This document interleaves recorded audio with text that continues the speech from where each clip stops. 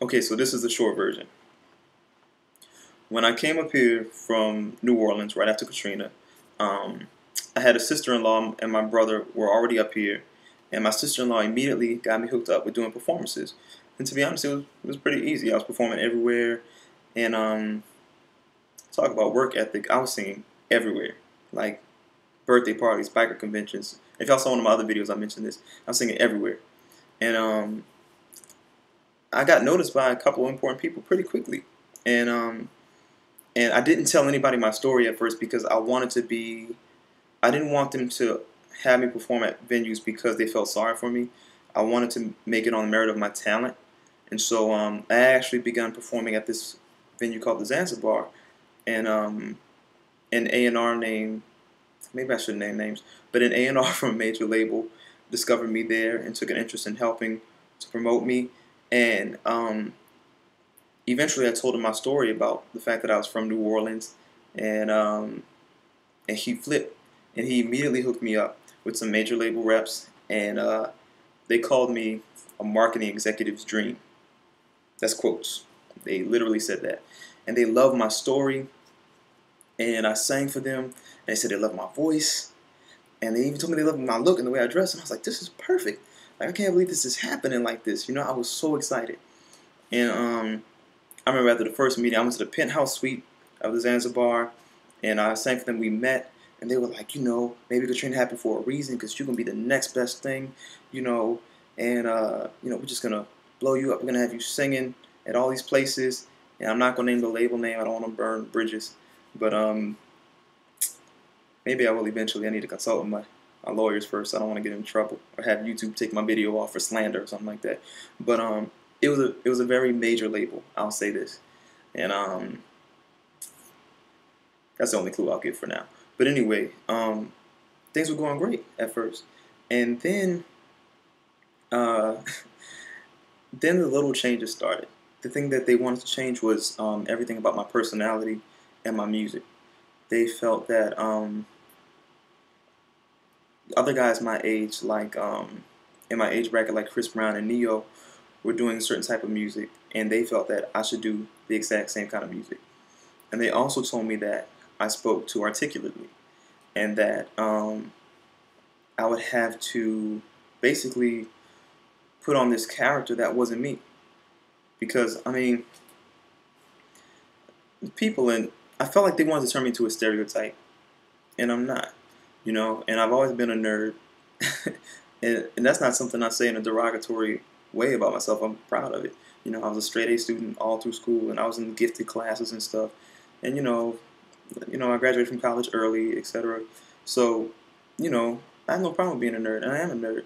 But nerds could be cool, But they wanted me to put on this image of this fake thug. I grew up in a gated community in a upper middle class rich area of New Orleans, So to put on this hardcore thug thing, that's not me, and I'm not gonna do that, And the kind of music that they wanted me to sing was so. Not only did it just not sound that great, well, some of it was kind of catchy, I'm not gonna lie, but it was just so. I felt like it was selling out my people, and it was just reinforcing a stereotype that all people of color talk a certain way and act a certain way and sing a certain way, and that they wanted me to do a certain type of music, and so it was really bad. To make a long story short, I felt really torn because on the one hand, anybody who's an inspiring singer knows that when you get an opportunity like that, you've prayed for this opportunity all your life, and you know that it's not many people get it, and you're like, if I turn this down, will I ever get another one again? And they literally told me, they were like, because I started asking more and more questions, like, are you sure I can't maybe change a few things? And they were like, look, Eric, the fact is, right now, nobody knows who you are. At this time, I didn't have a YouTube channel or anything. They were like, look, Eric, nobody knows who you are. You have no fan base. You have no money, which I didn't. I just come up from New Orleans, lost everything. Duh. And they were like, if you turn this down, we have hundreds of other guys that would want to take your place. And just told me that. So they basically told me, just shut up and cooperate. And I can't remember the last time I felt so much stress in my life. This was supposed to be my dream. And the thing that I was freaking out over was the fact that I might actually get famous off of a song called Drop That Ass. And I was like, that's so, that's not what I want. It was like, it was one of those songs where you kind of like rap sing kind of thing. It wasn't even like really, I wanted to be known for my voice, for my vocal talent, my skill, and for my ability as a songwriter to touch people. And shake that ass, or I'm sorry, drop that ass. There's nothing wrong with club music or fun music. Not every song has to be so deep, but I just wanted to do, as my intro to the world as a recording artist, I wanted something of a little more substance, I guess. What made it even harder for me was the fact that word spread so fast to everyone I knew, to all my friends and family from New Orleans. And everybody was calling me. And it was like, Eric's famous. Eric's got signed. Eric got signed. And so I really felt the pressure because I'm like, nah, if I turn them down, I'm letting everybody down. And they're like, wow, Eric's doing this. Eric's in New York. Eric's doing that. And I was like, damn, if I turn this down now, everybody's going to be like, what happened? So ultimately, I ended up having to talk with my parents, who were very supportive of my decisions. And my mom ultimately was like, look, Eric, you haven't been happy about this since the day after they offered you the deal. And I think maybe God's trying to tell you something. And my dad was like, yeah, you got offered this opportunity so quickly, and you've gotten the attention of others. Other opportunities will follow. And it was difficult. Part of me was like, oh, my life is over. But I really did feel, I'm a prayerful person, not to push my beliefs on anybody, but I really believe that God was trying to tell me, trust me, there are infinite possibilities. This is just one, and you don't have to go this route, and you don't have to sell yourself short. Said all that to say that ultimately, after that experience and two others, spare you those for right now, and you'll actually hear about them in more detail soon. I'll tell you more about that in a second. But I had a couple of major label opportunities, and in every single one of them, they wanted me to be a copycat. Because basically what the industry does is they find the most recent hot thing and then give a bunch of variations on that hot thing. Like, Beyonce blew up, and then you see a bunch of orange-haired Beyonce clones. I don't even need to name names, you know them all. Or Usher comes out, and you have a bunch of Usher clones.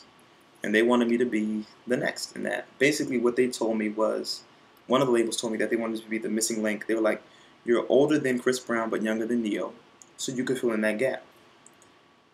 And I was like, so I'm like the third Usher clone. Like, not to take anything away from what Chris Brown and Neo do. They're great artists, but they're not. But I'm not them.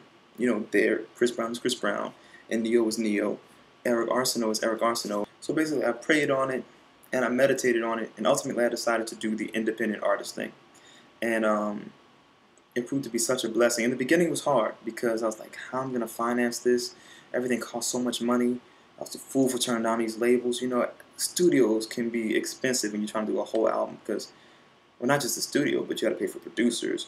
You got to pay for instrumentalists. Got a lot of live instruments on my most recent album. You got to pay for the studio time. You got to pay for mixing and mastering time if you want to take your time with it. For promotion, you got to package the things and print them out. You got to take pictures. And photographers are expensive too, good ones. And so I was like, how the hell am I going to do all this by myself?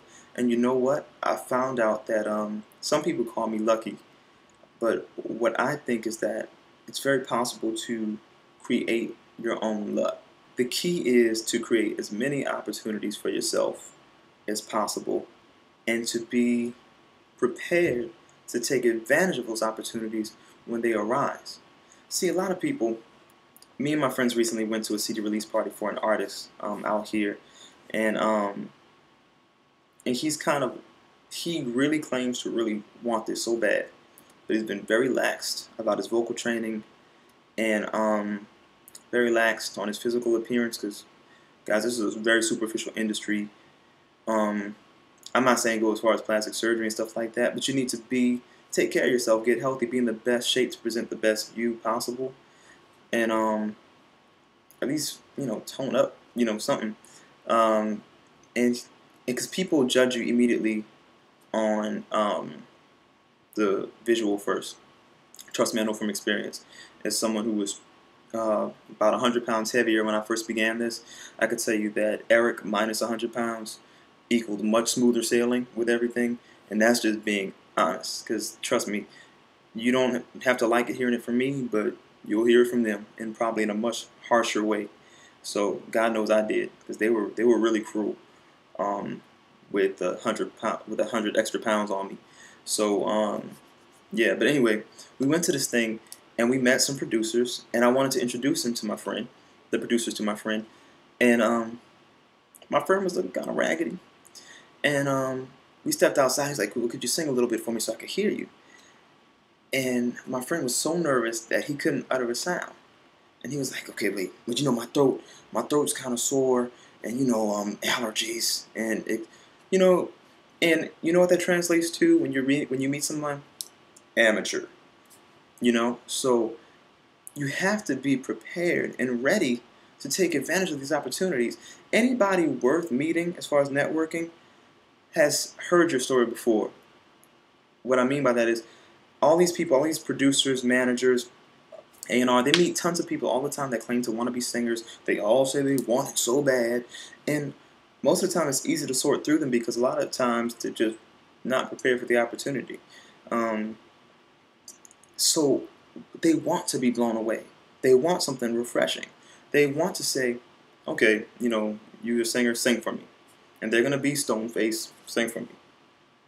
And then if you sing and sang and blow them away, like, whoa, because their sights are already low. Their expectations are low. So take advantage of that and blow them away. If you're not prepared to blow somebody away with your talent or with your performance, don't even bother. Because you have to be at a place of confidence where you feel like you can really hold your own against these other artists, and not just because music is subjective, so it's hard to compare directly, but at least be at a place where you bring something special and it's polished enough and it's of that quality. So if you're a singer, get your vocal training on point and get your image on point.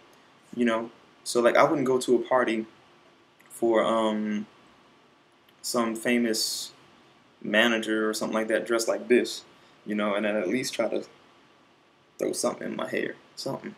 My hair's kind of doing its own thing. But you know what I mean? You don't just let yourself look raggedy. So you gotta bring it.